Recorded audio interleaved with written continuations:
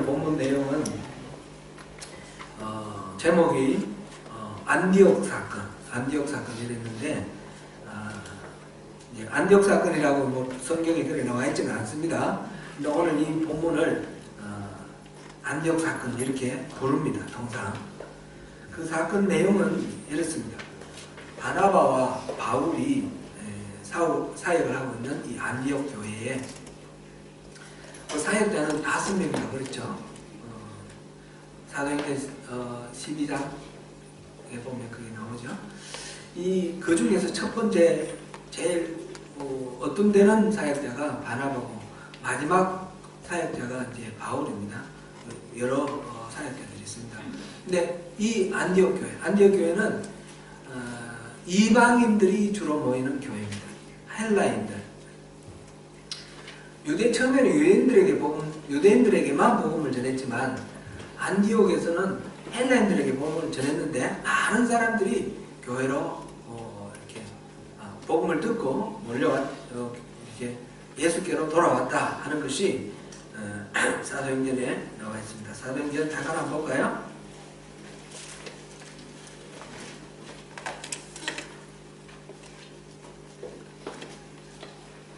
사도행전 13장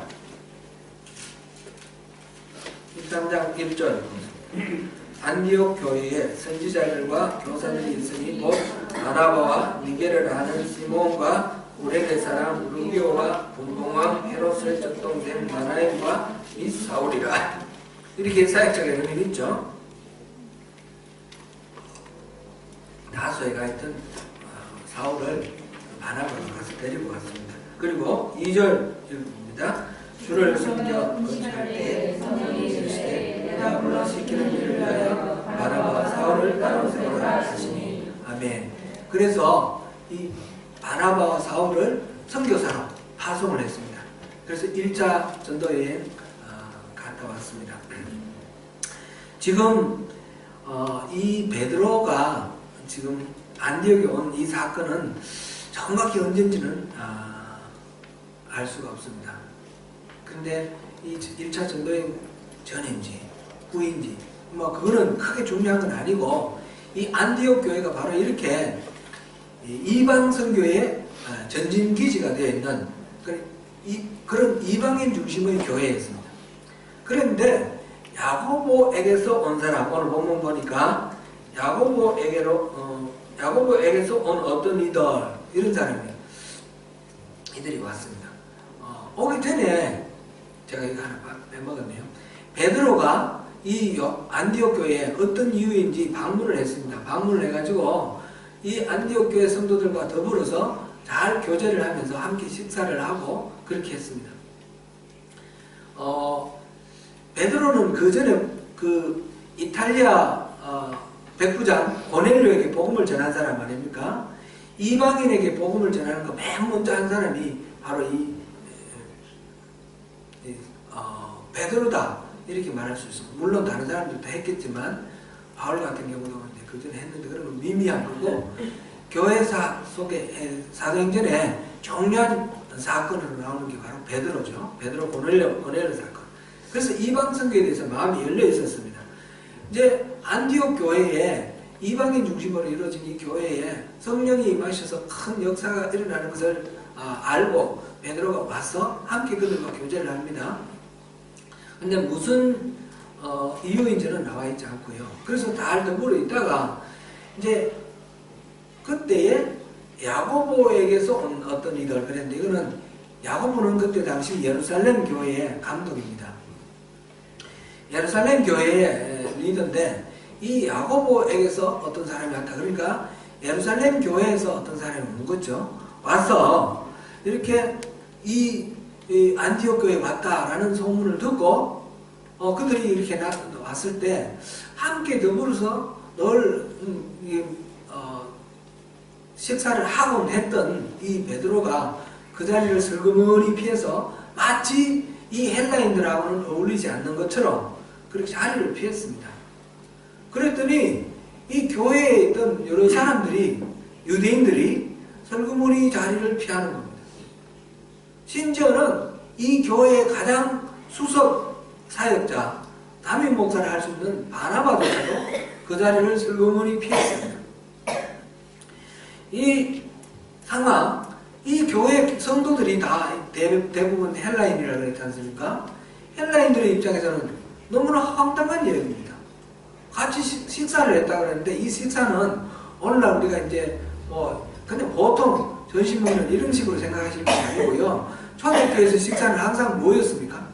성찬식이었습니다. 성찬식. 예수 그리스도의 살과 피를 나눠 먹는 성찬식이었습니다. 그래서 성찬식 자리에 이방인들과 같이 하다가 슬그머니 피했다는 거죠. 그래서 이것 이방인들의 입장에서 너무 황당하게 한 그런 상황이 연출이 됐습니다. 바울이 가만히 그걸 보고 있다가 그냥 잊지 못하고 바나바에게 아니라 베드로에게 공개적으로 이럴 수가 있습니까? 이제 대든 겁니다. 공개적으로 책망을 하였습니다. 이 편지에서 이 베드로에 대한 이 바울의 이 이야기를, 이 사건을, 안디옥 사건을 기록한 이유는 그만큼 이 문제, 지금 할례를 받느냐 안 받느냐라는 문제, 할례 받지 않은 사람들과 어울리느냐 안 어울리느냐 하는 이 문제가 이 갈라디아 교회에 지금 일어나고 있는 이 문제의 아주 핵심 문제라는 것을 나타내고 있고, 그래서 지금 바울 사도가 그렇게 함으로써 베드로도 여기서 보면 베드로가 뭐 어떻게 되고 이런 건 없습니다. 잘 수긍을 한 것 같습니다. 잘 수긍하고 그 바울의 이야기가 옳다라는 것이 입증된 것 같습니다. 그래서 이 이야기를 전해주면서 내가 전한 그 복음, 내가 갈라디아에서 전한 그 복음이 진짜 복음이니까 다른 의심하지 말라라는 그런 근거로 이 이야기를 하고 있습니다. 지난주에 봤던 것도 예루살렘에 올라가서 예루살렘 교회 리더들과 만나면서 바로 바울 사도가 이방인을 위한 사도로 이렇게 인정받았고, 그리고 친교의 교제를 했다. 그래서 동등한 권위를 인정받고, 그렇게 해서 사역의 장은 다르고 방법은 다르지만 이 바울 사도의 이 모든 복음은 타당하다라는 것을 승인받았다는 것을 말해줬습니다. 그리고 여기에서 더 나아가서 베드로에게 이런 일이 있었는데 이렇게 내가 공개적으로 책망을 했고 그것이 이렇게 중요한 문제다라고 지금 말하고 있습니다. 이 사건은 갈라디아 교회에만 중요한 것이 아니라 오늘날 성경을 읽고 있는 우리들에게도 중요한 문제입니다. 이 안디옥 사건을 통해서 우리가 무엇을 깨달아야 할지, 하나님께서 이거를 성경으로 기록하게 하신 그 목적, 그 이유, 그거를 오늘 우리 한번 같이 찾아봅니다. 첫 번째로 우리 생각해 볼 것은 크리스찬이 된다는 게 뭔가. 이 사건 속에서 베드로의 처신을 살펴보면서 크리스찬이 된다는 것이 어떤 의미를 갖는지를 한번 살펴보겠습니다.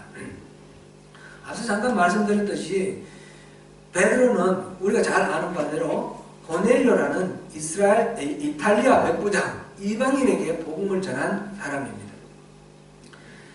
이방인에게 복음을 전했더니 성령이 임하셔서 역사하시는 것을 봤고, 그래서 세례를 베풀었습니다. 하나님의 마음은 이스라엘만이 아니라 모든 세상의 인류들을 복음으로 구원하기를 원하시는 그 마음이라는 것을 알았습니다. 그런데 이제 베드로가 그 사실을 예루살렘에 가서 보고를 했는데, 예루살렘에 갔을 때 많은 사람들이, 유대인 그리스도인들이 베드로를 공격했습니다.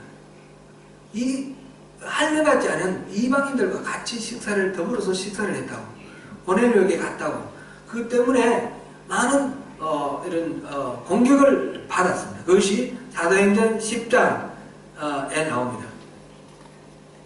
11장에 그 이야기가 나옵니다. 그래서 베드로는 그렇게 된 사유를 또 자세하게 얘기를 하고, 그래서 그 사람들이 일단 입은 닫았습니다. 입은 닫았지만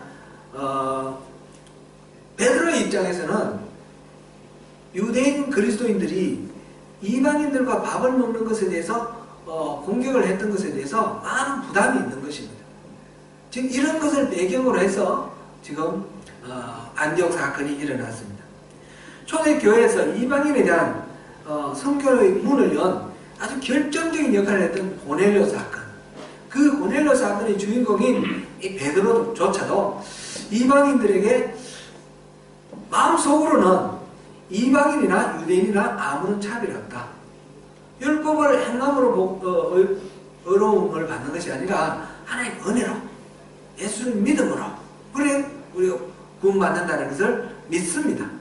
그래서 이방인들에게도 거리낌 없이 같이 지금 안디옥 교회에서 식사를 했습니다. 식사의 교제를 했습니다. 본인들에게는 베드로의 본인에게는 아무 거리낌이 없지만, 그러나 이 야고보에게서 온 어떤 이들, 곧 유대인 그리스도인들이 또 시비를 걸까? 그거는 또 마음에 걸리는 것입니다. 그래서 설교문이 그 자리를 떠났는데, 이거는 이제 해석하기 따라 두 가지가 있습니다. 식사를 하고 있는 자리에 그들이 나타나서 설교문이 떠났다, 이런 뜻도 되고 그렇게 해석할 수도 있고요. 평소에는 잘 식사를 하다가 예루살렘에서 온 사람이 왔다, 그래서 같이 이제 있으니까 그들 앞에서는 유대인들과 마치 아무런 교제가 없는 것처럼 그 자리를 피했다, 이렇게 해석을 해도 됩니다. 둘 다 똑같습니다. 근데 이제 두 번째 해석이 좀 더 타당한 것 같습니다. 그러나 어쨌든 간에 이 베드로는 예루살렘에서 온 이 사람들, 야고보가 보냈다고 하는 이 사람들과 같이 어울리는 것을 피했습니다. 속으로는 어떻습니까? 아무런 문제가 없다고 그랬습니다. 그런데 피했습니다. 왜 피했습니까? 이 사람들의 시선이 두려워서. 이런 거를 말해서 뭐라고 합니까? 여기 보니까 외식했다, 이렇게 표현을 했습니다.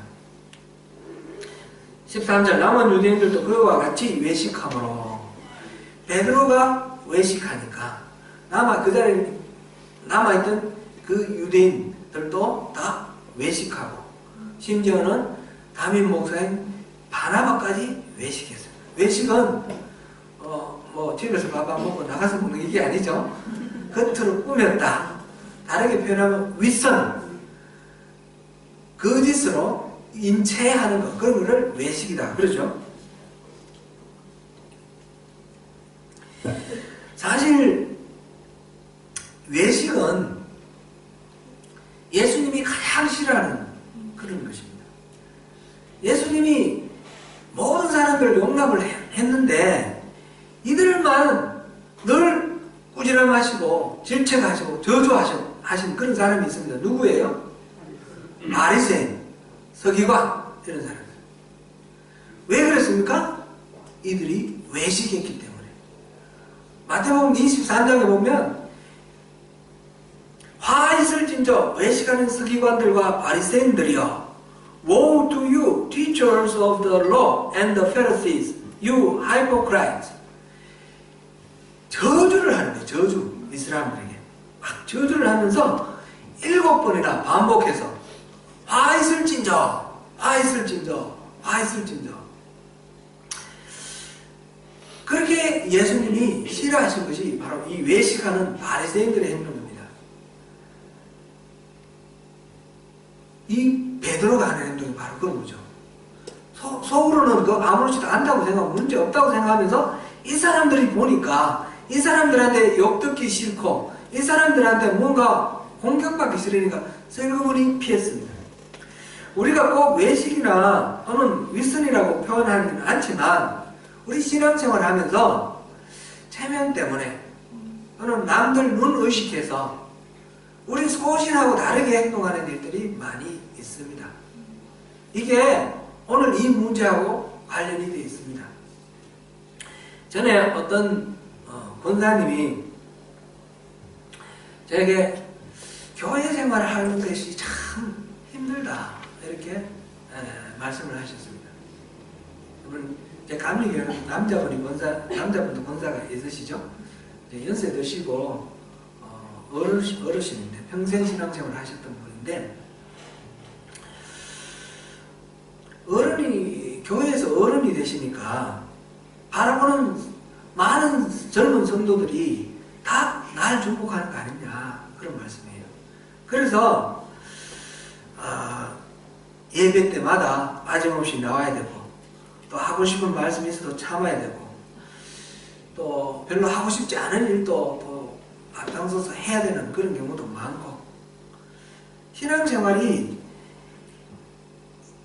해야 되는 것 때문에 남들 눈 때문에 해야 되는 것이 너무 많아서 너무 고달프다는 거예요. 그래서 이분은 이제 저랑 제가 그때 말씀드린 게 신앙생활을 은혜로 하셔야 됩니다. 그렇게 말씀드렸는데 제가 드리는 말씀을 좀 오해를 하셨어요. 은혜로 신앙생활 하시라 이 말씀을 어떤 신비주의적인 거로 그렇게 오해를 하신 것 같아요. 그래서 그때는 몰랐는데 나중에 무슨 말씀하시는데 그런 뜻이 아니었는데 그런 생각이 났습니다.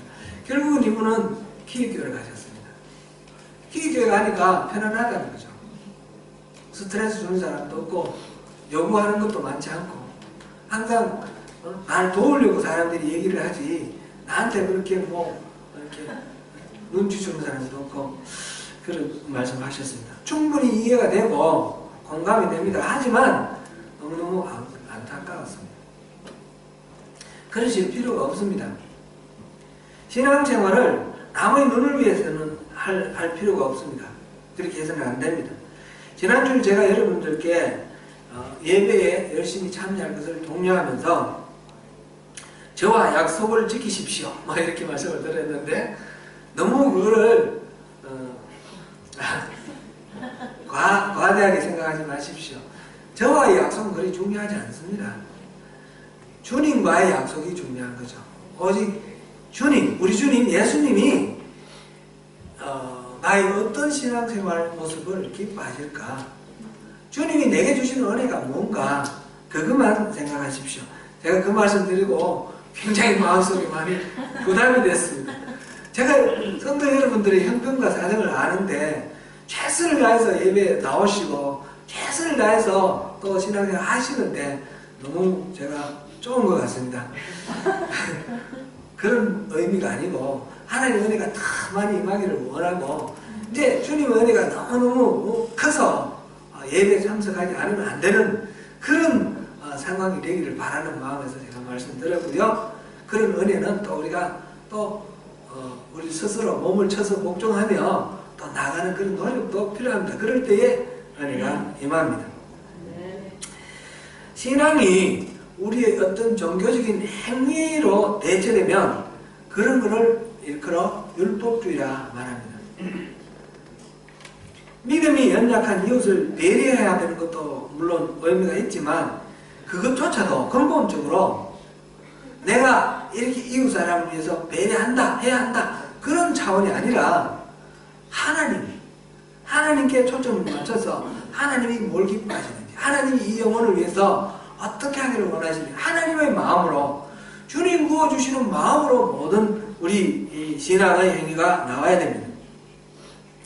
무엇을 하느냐 하지 않느냐가 중요한 것이 아닙니다. 그 동기가 중요합니다. 지난주에 우리 본거 중에 디모데에게는 할례를 받으라 했고 디도에게는 할례를 받지 말라 했습니다. 할례를 받느냐 안 받느냐가 중요한 것이 아니라 그 일을 통해서 하나님이 어떤 일을 하실 것인가 그것이 중요합니다. 디모데를 통해서는 유대인에게 예수 그리스도 복음이 전거되게 하시려고 한 거고 디도를 통해서는 어떤 율법의 속박도 우리를 자유케 하신 예수 그리스도 십자가 복음의 그 은혜와 능력을 무효화시킬 수 없다는 것을 보여주기 위해서 이거는 할례하지 말라 이렇게 한 것입니다. 이 사도의 이 이야기를 생각하면서 우리가 무엇을 하느냐 안 하느냐 그게 중요하지 않습니다. 크리스찬이 된다는 것은 교회에 열심히 다녀야 되고 또 헌금 열심히 해야 되고 이런 것이 아니라는 겁니다. 당연히 크리스찬이 되고 하나님을 사랑을 하면 예배에 열심을 내게 되어 있습니다. 그러나 이렇게 하는 것이 행위로 하는 것이 크리스찬이 되는 게 아니라, 크리스찬이 된다는 것은 우리 안에 그리스도가 주인이 되고 그리스도와 내가 온전히 하나가 되고 그리스도를 사랑함으로 그 사랑의 동기로 모든 우리 행위를 하게 되는 것입니다. 그것이 크리스찬입니다. 말하자면 그리스도의 가치관으로 바뀌어지는 것이고 그리스도의 에너지로 채워지는 것, 성령 충만한 가운데 성령님의 그 소욕대로 원하시는 대로 살아가는 그런 상태가 되는 것이 크리스찬이 되는 것입니다. 베드로나 바울이나 예전에는 육체의 노력으로 율법을 지키는 것이 참된 신앙인 줄 알았습니다. 그러나 어느 누구도 율법을 온전히 지킬 수 없습니다. 노력을 하면 할수록 죄의 지배 아래 놓여 있는 자신을 깨달을 뿐입니다. 그러나 예수를 믿고 성령님께서 임하시면서 삶이 달라졌습니다. 그 예수님이 체포되었을 때 자기에게 무슨 해가 돌아올까봐 3번이나 예수를 모른다고 부인했던 비굴한 베드로. 그 베드로가 성령 임하니까 어땠습니까? 그 예루살렘 시내에서 예수님을 잡아간 그 많은 사람들이 있는 앞에서 복음을 전했습니다. 여러분들이 죽인 우리 예수님, 그분이 바로 우리 메시아입니다. 우리 그리스도입니다. 그분이 살아나셨습니다. 담대히 전했을 때 3,000명이 회심하는 그런 일이 있었습니다. 예수를 믿는 사람들을 박해하는 것이 하나님을 위한 길이라고 알고 열심으로 그렇게 박해를 하던 바울 사도가 부활하신 예수님을 만나고 어떻게 됐습니까? 바로 눈을 뜨고부터 예수를 전하는 복음 전도자가 되었습니다. 안디옥 사건은 성령의 인도하신 대로 잘 살던 이 베드로가 율법을 의식하고 할례를 받지 않은 사람들과 어울리는 것, 이것에 대한 할례를 받은 유대인들의 그 사고방식에 의해서 그 눈치 보느라 넘어진 그런 사건입니다. 베드로는 명백히 지금 실패한 거죠. 명백히 믿음으로 반응하지 않고 율법으로 반응했습니다. 예수를 믿어도 뒷걸음질 칠 수 있습니다. 3,000명을 회심케 하고 5,000명을 회심케 하는 이 베드로, 감옥에 잡혀가 있다가 사슬에 묶여 있다가 풀어주시니까, 성령님이 풀어주시니까 그 감옥에서 걸어나온 이 베드로조차, 그런 어마어마한 경험을 했던 이 베드로조차 지금 야고보에게서 온 사람들이 왔다 그러니까 함께 더불어서 이 식사하던 이 헬라인 유대인, 헬라인 그리스도인, 이 사람들과 마치 모르는 척, 어울리지 않는 척, 그러면서 슬그머니 자리를 떴습니다. 사랑하는 성도 여러분, 예수를 믿는다는 것은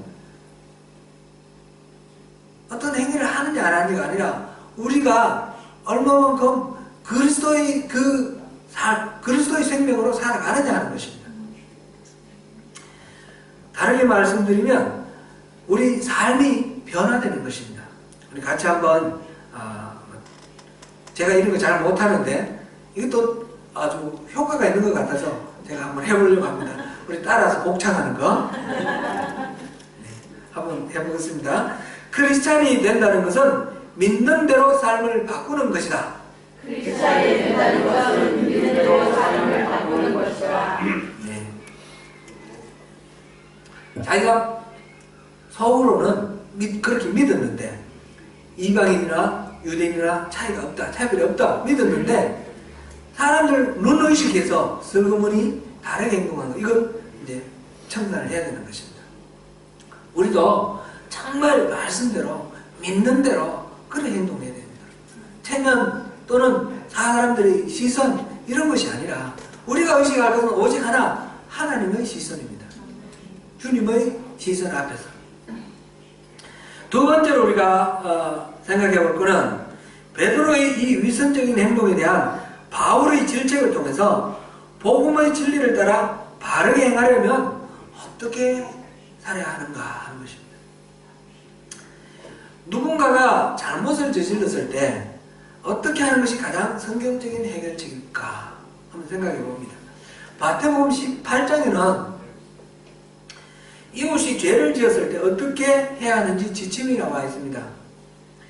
거기 보면 먼저 단 둘이 있는 자리에서 권면하라고 그랬습니다. 이게 이렇게 잘못됐다 권면을 하고, 듣지 않으면 두세 사람을 데리고 가서 다시 권면하고, 그래도 듣지 않으면 교회에 이야기를 해서 교회가 권면을 하고, 그래도 듣지 않으면 이방인처럼 여기라 그랬습니다.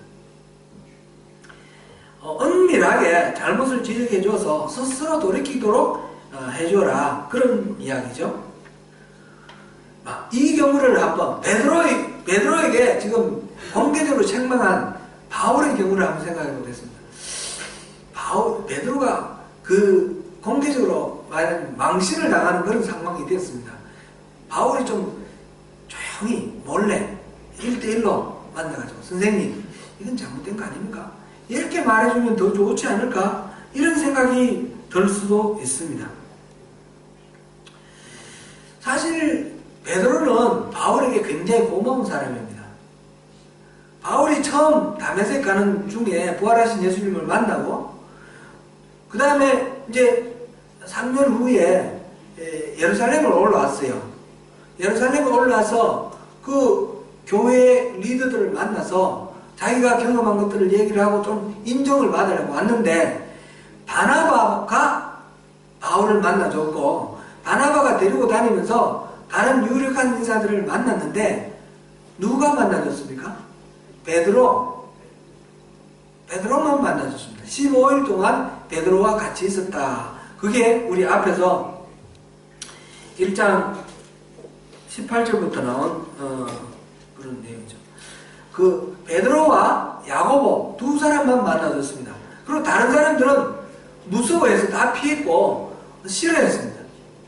나중에는 이 바울을 해치려고 하는 그런 음모가 있어서 바울을 빼돌렸습니다. 베드로가 빼돌려서 고향으로 가 있으라. 그래서 고향으로 돌아간 다소로 가 있게 된 것입니다.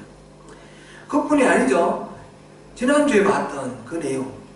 두 번째로 예루살렘 올라갔을 때, 그때 바나바와 바울이 자기들의 사역을 얘기를 하고 했을 때 다 받아준 사람이 누구예요?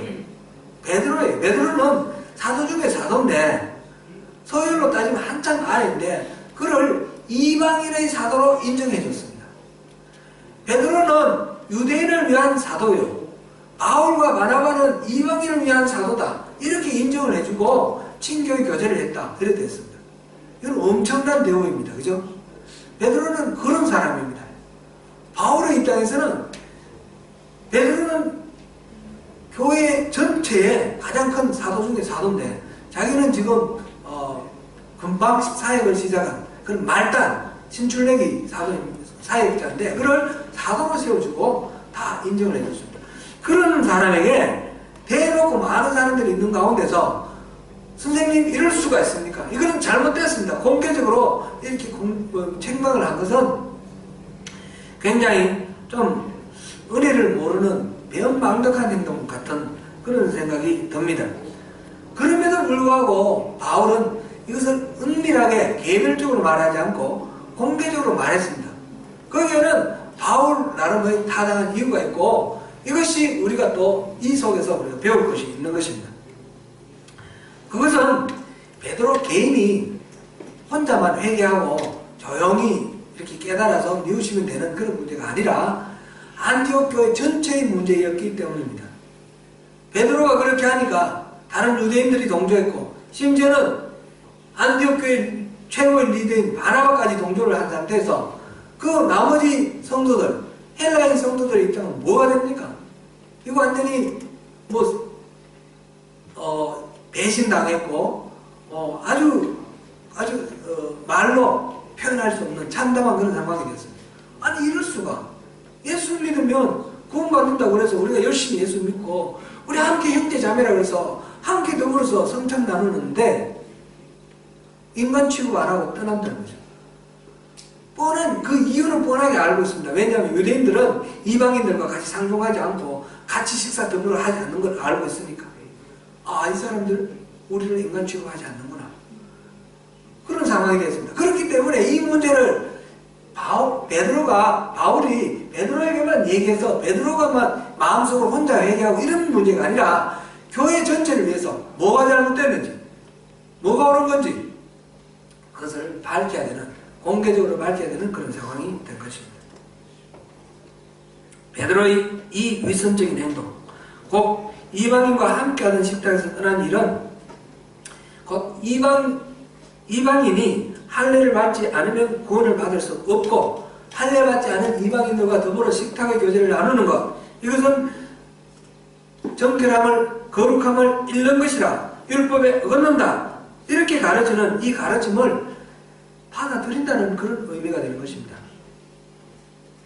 이 가르침은 율법을 완성하신 예수 그리스도 십자가 보혈의 그 은혜를 완전히 무효로 만들어버리는 것입니다. 그러므로 이것은 바울 사도가 공개적으로 얘기를 해야 되고 이거는 잘못됐다는 것을 밝혀야 되는 것입니다. 베드로가 통이 좀 큰 사람 같죠? 여기에 대해서 이의를 제기한 것 같지 않고 수긍을 한 것 같습니다. 공개적으로 자기 잘못을 지적한 것을 망신 주었다라고 생각하지 않고 감정적으로 받아들이지도 않고 복음의 진리가 무엇인지 생각하고 자기의 잘못을 인정했습니다. 자존심을 내려놓았습니다. 다윗 왕이 범죄를 했을 때 나단이 왕에게 와서 그 잘못을 지적했습니다. 다윗은 즉시 회개를 하고 엎드려 잘못을 인정했습니다. 당장 눈앞에 보이는 사람과의 어떤 관계, 이것만 보는 것이 아니고 자기 자신의 어떤 자존심이나 체면이나 이런 걸 바라보지 않고 진짜 하나님 앞에서 무엇이 옳은고 무엇이 그런 것인가, 그것을 보는 그런 것입니다. 복음의 진리를 지키기 위해서는 바울이 베드로에게 공개적으로 공개했던 것처럼 일시적으로 이 관계의 불편함을 겪는 그런 위험도 있을 수가 있습니다. 그러나 그것을 무릅써야 됩니다. 또 자기 자신이 부끄러워질 수도 있습니다. 그러나 그것조차도 또 무릅써야 합니다. 우선순위가 무엇입니까? 우선순위. 내가 아니라 하나님. 하나님의 마음, 하나님의 뜻, 그것이 어떻게 이 일 속에서 이루어지는가, 그것을 바라보는 것이 참된 진리를 지키는 그런 자세입니다. 물론 이제 막 공격하고 상대를 아나무인격으로 이렇게 짓밟아도 됩니다. 그런 뜻은 아닙니다. 바울이 베드로를 이렇게 책망할 때도 그 마음속에는 바울에 대한 존경과 사랑이 있었을 것입니다. 우리가 누군가의 잘못을 지적을 하고 그 진리를 지키기 위해서 관계가 어려지고 할 때도 그런 것을 무릅써야 된다, 이 말 속에 아무렇게 해도 된다는 뜻은 아니고 모든 것의 동기가 사랑이어야 하고 서로를 존중하는 마음이 같이 있어야 된다는 것입니다. 사랑하는 성도 여러분, 저도 잘못할 수가 많이 있습니다. 기탄 없이 말씀해 주십시오.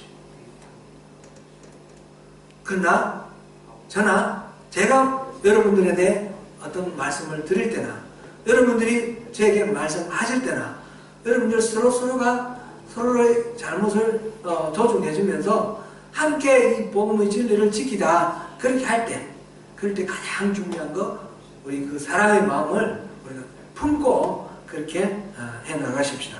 사랑하는 성도 여러분, 여기서 우리가 또 한번 따라해 보겠습니다.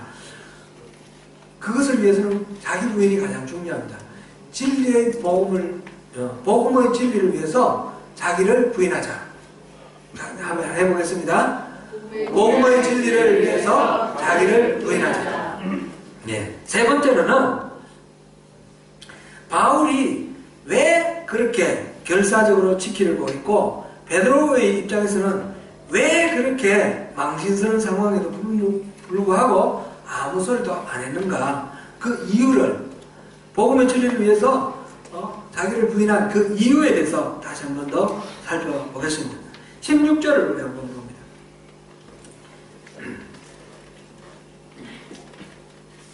16절을 우리 한 목소리를 읽겠습니다. 사람이 의롭게 되는 것은 율법의 행위로 말미암음이 아니요 오직 예수 그리스도를 믿음으로 말미암는 줄 알므로 우리도 그리스도 예수를 믿나니 이는 우리가 율법의 행위로서가 아니고 그리스도를 믿음으로써 의롭다함을 얻으려 합니다. 율법의 행위로서는 의롭다함을 얻을 육체가 없느니라. 아멘. 이 말씀이 우리의 신앙의 핵심이라고 할 수 있는 교리, 이신칭의라고 하는 그런 교리입니다. Justification by faith. 이 교리의 내용은 다음 주에 우리 다시 한번 자세하게 살펴보도록 하겠습니다. 사람이 어려워지는 것은 율법과 상관이 없다면 이방인이나 유대인이나 차이가 있을 수 없습니다. 하나님의 백성이라는 특별한 선민의식을 갖고 있던 유대인들에게는 이러한 말이 참으로 충격적인 그런 말입니다. 최근 뉴스에 보니까 한국에서 갑상선암 과다 진단을 저지하기 위한 의사들의 연대 모임이 있다, 이런 뉴스가 있었습니다. 한국은 최근 갑상선암 진단이 굉장히 많습니다. 그래서 수술도 많이 하고요.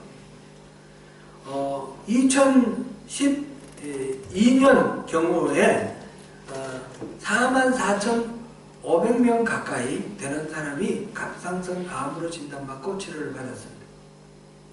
그런데 이제 이 의사들이 전공이 그겁니다. 자기들이 진단하고 수술하는 사람들인데 갑상선암은 빨리 진단하지 않는 것이기 때문에 굳이 수술할 필요가 없다는 것입니다. 대부분의 경우는 수술 안 해도 되고 특별한 경우만 수술하는 거다. 그래서 갑상선암 진단하는 게 너무 과다하고 이것을 수술하는 것이 너무 지나쳐서 그냥 잘 살 수 있는 사람은 괜히 이 수술해서 그때부터 계속 약 먹어야 되고 더 어려워졌다는 겁니다. 그래서 이 사람들이 갑상선암에 대해서 그 과다 진단을 저지하기 위해서 연대 모임을 하고 그게 14년부터 열심히 했는데 보니까 이제 16년 통계가 나왔는데 갑상선암이 23,800명 정도로 줄어들었습니다. 한 40%가 줄어들었습니다. 암 자체가 줄어든 게 아니고요, 진단이 줄어들었다는 거죠. 여러분, 갑상선암은 웬만하면 수술하지 않아도 된다는 것을 기억하시길 바랍니다. 의사들이 다 양심적으로 하겠지만 많은 경우 이제 의사도 비즈니스입니다. 돈 때문에 무조건 수술하라, 이런 경우들이 많다는 겁니다. 병원에서 의사가 하는 그 병의 진단에 대해서 일반 사람들은 모르는데 전문가인 자기들만 입 닫고 있으면 괜찮은데 그 속에서 이럴 필요가 없다라고 그 과다 진단을 저지하기 위해서 의사들이 이렇게 일어났다라는 것은 상당히 좀 흔하지 않은 이례적인 그런 일입니다. 의사들의 양심이다, 이렇게 말할 수 있겠죠. 남들은 잘 모르고 자기들만 아는 지식, 그 독점한 그 상태에서 자기들의 과오를 고백하는 것은 쉽지 않고 흔치 않는 일입니다. 최근에는 또 어떤 치과 의사가 많은 경우 치과 진료가 과잉 진료라는 것입니다. 그리고 이분이 텔레비전에 방송이 나왔다고 그래요. 방송이 나와서 보통 이렇게 충치라든지 뭐 이런 것 때문에 발치하고 이런 것을 내놓고 웬만하면 그냥 두고 보면서 이렇게 주의 깊게 정기적으로 검진 받으면서 그냥 관리하면 되는데 그냥 뽑아라 그러고 막 이렇게 하는 경우들이 너무 많다는 겁니다. 그래서 치과 갈 때는 반드시 좀 정말 믿을 수 있는 사람을 찾아서 가야 되고 그렇다. 그래서 이 사람이 유튜브를 만들어 가지고 이렇게 올렸습니다. 그 유튜브에서 양심치과라는 걸 검색으로 넣고 한번 보십시오. 이분이 근데 최근에 이제 왕따 당하고 다른 치과들의 공격을 받아가지고 죽을 지경이라는 거예요. 막 울면서 이렇게 유튜브를 올렸어요. 그렇죠? 양심적으로 뭘 한다는 게 그렇게 어렵습니다. 최근에는 이제 새 대통령이 올라오면서 뭐 이렇게 내세운 이슈 중에 하나 원전 제로, 핵발전 제로 정책을 추진하겠다 그랬는데 이제 원자력 공학과 교수들 전부 다가 일어나가지고 공동 성명을 발표했습니다. 이건 있을 수가 없다. 대통령이 전문적인 지식도 모르면서 이런다. 근데 세계적으로 지금 원전은 없애는 추세로 가고 있습니다. 독일이 이미 선언했고 프랑스가 그랬고 미국이 그랬고 일본도 그런 추세로 가고 있고 우리나라도 그렇게 가는 게 맞습니다. 그런데 그 전문가들의 입장에서는 그 밥줄입니다. 그게. 근데 그것을 부정하기가 참 어렵다 이런 걸 보면서 참 이게 쉽지 않는 문제이겠구나. 물론 어느 한쪽이 일방적으로 옳다는 건 아니에요. 그쪽은 나름대로 일리는 있을 거예요. 지금 뭐 그거를 화력 발전을 하게 되면 미세먼지가 아주 심한데 그게 더 악화될 수도 있지 않느냐. 그래서 탄소가스 배출을 줄이자 뭐 이런 이야기도 있고요. 그런 나름대로의 의미는 있지만 이 문제들 자기가 이해관계가 걸려있는 것들에 대해서 솔직하게 자기의 어떤 약점이라든지 이런 것들을 드러내는 것이 쉽지 않다라는 것을 우리가 생각합니다. 내로남불이라는 말 들어봤습니다. 여러분 들어보셨어요? 내로남불이 무슨 뜻이에요? 최근에 나온 사자성어예요. 내가 하면 로맨스요, 남이 하면 불륜이다. 똑같은 행동을 해도 우리 편이 하면 이해해 줄 수 있고 상대편이 하면 공격합니다. 특히 정치적인 문제에서 진영 논리가 심합니다. 유대인들이 자기들은 선민의식이라고 이렇게 생각하고 있는데 이 선민의식을 내려놓고 참된 진리가 뭐다 이걸 말하는 것은 쉽지 않은 그런 상황입니다. 그러나 이게 인간인데 이런 연약함이 있는 것이 바로 우리 인간인데 우리가 참으로 옳고 바른 길을 알고 가는 것 그것을 어떻게 해나가야 될 것인가 오늘 한번 생각하면 좋겠습니다. 바울은 왜 대선배인 베드로를 공개적으로 책망하였습니까? 바울이 너무 성격이 올곧아서 그렇습니까? 그것보다는 십자가 복음 때문입니다. 우리를 자유롭게 하시려고 십자가를 지신 예수 그리스도 그 보혈의 공로 때문입니다. 베드로는 어떻게 바울의 책망 앞에서 자존심을 내려놓았습니까? 아까 제가 참 통이 큰 사람이라고 그랬는데 베드로가 그렇게 인격이 고매해서 통이 커서 그렇게 했습니까? 그거는 아닐 것입니다. 십자가 복음 때문입니다. 예수 그리스도의 십자가는 베드로의 자존심이나 사도의 사도로서의 그 권위 그것조차 아무것도 아님을 보여줬습니다. 오직 십자가 복음만이 답입니다. 우리는 그렇습니다. 성령 충만하여 한 번 설교할 때 3,000명이 회심하고 5,000명이 회심한 그 베드로조차도 넘어지는데 우리는 어떻겠습니까? 우리도 수시로 넘어집니다. 그러나 우리가 참으로 부활하신 예수님을 만나고 십자가 복음을 우리가 품을 때 그럴 때는 바울이 그랬고 베드로가 그랬고, 자기가 어떤 어려운 처지에 처하게 될지, 자기가 얼마만큼 자존심이 상하게 될지 그런 것은 아랑곳하지 아니하고 예수 그리스도의 복음 그것만 붙들고 나갈 수 있었습니다. 그러니까 복음의 진리가 살아날 수 있었던 것입니다. 자기 부인, 자기를 부인하고 십자가를 지고 예수님을 쫓아야 되는 것이 우리인데, 자기 부인은 나의 인격으로 되는 것이 아닙니다. 십자가 복음의 능력입니다. 우리 안에 들어오신 그리스도, 성령님이 우리에게 소원을 주시고 우리에게 능력을 부어주실 때 그것이 가능한 것입니다.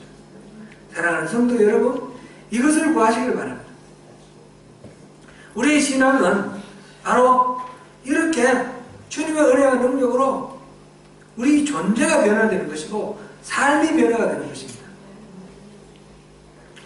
오늘 우리 신앙에서 유대인들이 율법을 지키면 구원받는다고 여겼듯이 우리가 교회에 다니면 교회 다니는 사람은 구원받은 사람이다 라고 그렇게 말하기도 합니다. 또는 주일 성수나 약간의 기독교적인 어떤 활동, 그것을 행하면 그리스도인다, 그것을 행하면 구원받는다, 이렇게 생각하는데, 이렇게 생각하는 것이 율법주의입니다. 이런 율법주의는 아무런 능력이 없고 하나님하고 아무 상관이 없습니다.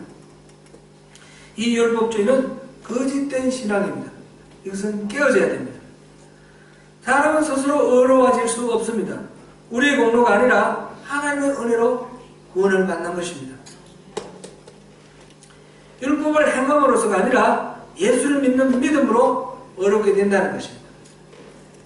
우리가 어떤 교회를 찾고 우리가 어떤 예배를 하고 내가 생각하고 내가 세운 것 기준에 따라서 내가 만족하는 것, 그것으로 우리가 바른 신앙생활을 한다 하면 그것은 능력이 없습니다. 아무런 의미가 없습니다. 오늘 이 안디옥 사건, 이거를 묵상하시고 이 속에서 하나님이 말씀하시는 말을 들으시길 바랍니다.